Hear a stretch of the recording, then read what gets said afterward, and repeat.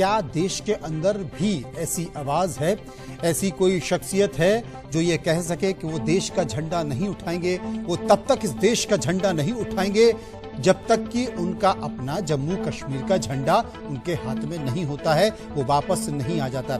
इस पर हम चर्चा करेंगे, समझने की कोशिश करेंगे। हमारे संवाददाता अजय जांड्याल हमारे साथ मौजूद होंगे। इसके साथ साथ बीजेपी नेता अभिजीत जसरोटी हमारे साथ मौजूद होंगे और हमारे साथ मौजूद होंगे शेख नासिर साहब जो कि पीडीपी के नेता और प्रवक्ता हैं। शेख साहब, मैं सबसे पहले आपसे पूछना चाहता हूं, एक देश है और एक देश में एक राय होती है, लेकिन अगर केंद्र की सरकार ने कोई फैसला ले लिया है तो यह कहां तक उचित होगा जिसमें देश की ही एक नेता कहती हैं कि वो तब तक तिरंगे को नहीं उठाएंगी, तब तक इस देश का झंडा नहीं उठाएंगी जब तक कि कश्मीर का झंडा वापस नहीं आ जाए। और जिस गुपकार डिक्लेरेशन की बात की जा रही है, एक संगठन की बात की जा रही है, गठबंधन की बात की जा रही है, उसे बीजेपी कहती है कि ये गुपकार गैंग है। ये वो गुपकार गैंग है जो वीवीआईपी है, जिसके ऊपर भ्रष्टाचार के आरोप लगे हैं। इनका मकसद कुछ और है। देखिए, विडंबना की बात यह है कि बीजेपी हमेशा जब उन्हें सत्ता चाहिए है, जब एनडीए में अब्दुल्ला साहब एनडीए में मिनिस्टर थे, उसको नेशनल कॉन्फ्रेंस के लिए आती थी, और जब कश्मीर राज्य के अंदर उन्होंने पीडीपी के साथ मिलकर सरकार बनाने की महबूबा मुफ्ती नेशनलिस्ट थी। आज जब उनकी सरकार महबूबा मुफ्ती साहिबा के साथ नहीं है, आज उनके लिए महबूबा मुफ्ती साहिबा जो है वो एंटी नेशनल है। जहां तक बात तिरंगे को लेकर के है, इस छोटे से बयान को लेकर के इतना बड़ा बवाल जो बनाया गया है, इसे गलत तरीके से इंटरप्रेट किया गया है। महबूबा जी का कहना था उन्होंने कोई पॉलिटिकल नहीं किया है, कुछ लोगों का कहना है वो जैसे रिहा हो उन्होंने सियासी बयान दिया है। लेकिन मैं आप लोगों को बता दूं कि 5 अगस्त 2019 से पहले, यानी जम्मू कश्मीर से आर्टिकल 370 खत्म होने से पहले ही महबूबा जी ने यह बयान किया था कि अगर जम्मू कश्मीर के स्पेशल स्टेटस के साथ छेड़छाड़ की गई, अगर जम्मू कश्मीर से धारा 370 को हटाने का कोई प्रयास किया गया तो जम्मू कश्मीर के अंदर सबसे पहले शेख नासिर साहब, सबसे पहले मैं आपको बताऊंगा कि क्या जम्मू कश्मीर इस देश से बड़ा है? क्या जम्मू कश्मीर इस देश की सीमा से बाहर है? क्या जम्मू कश्मीर इस देश की संप्रभुता से बड़ा है?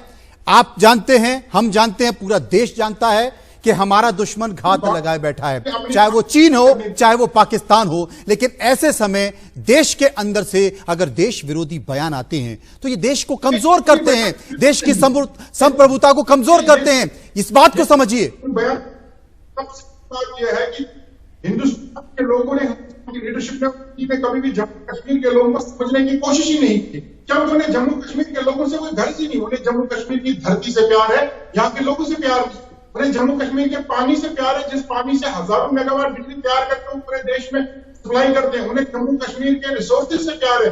जम्मू कश्मीर के लोगों ने न कभी प्यार किया है, न कभी उनको। शेख साहब, आपकी बात सुनकर मुझे आश्चर्य होता है कि जम्मू कश्मीर के लोगों की बात और उनकी जरूरतों को समझने की कोशिश नहीं की।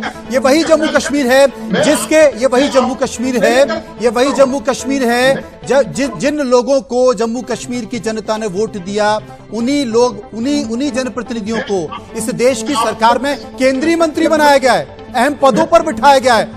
उन लोगों को देश ने स्वीकार किया है, देश ने तो कभी इनकार नहीं किया। कभी देश का इनकार नहीं कर सकता। आप कैसे इनकार कर सकते हैं? लेकिन आप कैसे इनकार कर सकते हैं? मैं आपको इसका उदाहरण देता हूं। अगर दिल्ली ने 5 अगस्त 2019 को जम्मू कश्मीर के हवाले से बहुत बड़ा फैसला करना था और जम्मू कश्मीर के लोगों को पूछे बगैर, उनकी मर्जी के बगैर उन्हें हवाला में बंद कर दिया गया, उन्हें जम्मू कश्मीर में कर्फ्यू इम्पोज कर दिया। तो चुनाव होगा ना, चुनाव होगा, जम्मू कश्मीर की जनता उस चुनाव में फैसला कर देगी। जब चुनाव होगा तो जम्मू कश्मीर की जनता उसमें फैसला कर देगी। रुकिए, आप रुकिए, आपसे चर्चा करेंगे। लेकिन ये पूरा विवाद क्या है, पूरे देश को समझना चाहिए कि आखिर गुपकार डिक्लेरेशन है क्या। एक बार इस खबर को देखिए, बयान को सुनिए, उसके बाद चर्चा को जारी रखेंगे।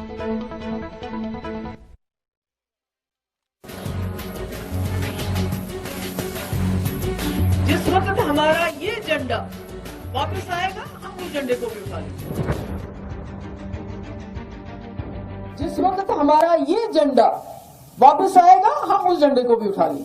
महबूबा ने कहा कि 370 की बहाली तक वो हाथ में तिरंगा नहीं उठाएंगी। पीडीपी अध्यक्ष के बयान पर हमला बोलते हुए जम्मू कश्मीर भाजपा के अध्यक्ष रविंद्र राणा ने कहा कि मैं लेफ्टिनेंट गवर्नर मनोज सिन्हा से गुजारिश करूंगा कि वो इस देशद्रोही टिप्पणी का संज्ञान लें और महबूबा पर देशद्रोह के तहत मुकदमा दर्ज किया जाए।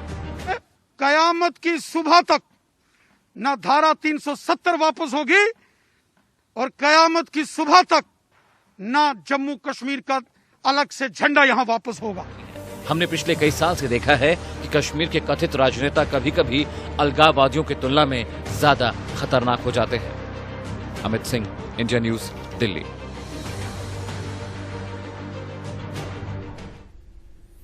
अगर देश के अंदर से इस तरह के बयान आते रहे और देश के नेता ही इस तरह के बयान देते रहे तो कितना बड़ा संकट इस देश के लिए खड़ा हो जाएगा, तब जबकि देश की सीमा पर दुश्मन निगाह गड़ा। नासिर साहब, अगर अजय की बात को मैं आगे बढ़ाऊं, नासिर साहब अगर अजय की बात को मैं आगे बढ़ाऊं तो मैं ये मानूं कि सब कुछ सत्ता के इर्द गिर्द घूम रहा है, सत्ता आपके हाथ में नहीं है, तो आप इस तरह के अलगाववादी बयान दे रहे हैं और सत्ता आपके हाथ आ जाएगी तो सब कुछ भूल जाएंगे।